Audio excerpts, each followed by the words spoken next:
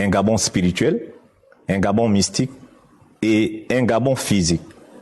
Et lorsque vous avez un malade devant vous, vous devez d'abord le consulter pour savoir de quoi il souffre. Et j'espère que le CTRI, qui est l'instance suprême de la transition, va suivre ce que nous allons leur dire aujourd'hui en tant que spirituel. Il faudrait d'abord qu'ils sachent de quoi souffre le Gabon. Le 30 août 2023, ils ont détruit le Gabon, l'ancien Gabon. Ils ont joué leur partition. Il faudrait qu'on leur dise ce qui a fait en sorte que cet ancien Gabon se trouve dans cet état. Je vais d'abord vous faire comprendre que le Gabon, aujourd'hui, a 23 ans. 23 ans et demi et 8 jours qu'il est né.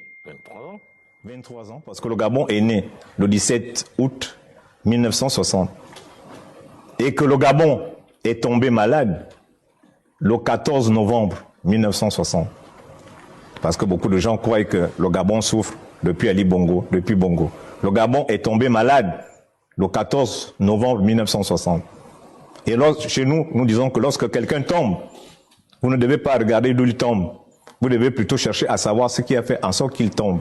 Et qu'est-ce qu'il y a eu à cette date? Donc, et c'est pour ça que je fais allusion à la prénaissance du Gabon. À la prénaissance du Gabon. Et quand on parle de la prénaissance du Gabon, je me réfère au 19 février 1959, qui a été le jour dans lequel nous avons obtenu notre première constitution. Vous savez que nous étions une colonie qui dépendait de la France. Et l'autonomie interne a fait en sorte que le Gabon devienne une république. Et non un État, une république.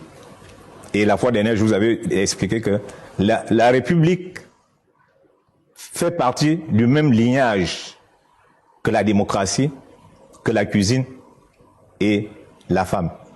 Ça signifie que la France a autorisé à ce que le Gabon ait une femme et non son partenaire, qu'on appelle l'homme, qu'on appelle l'État, qu'on appelle le politique. Parce que le Gabon dépendait toujours de l'État français. La naissance du Gabon le 17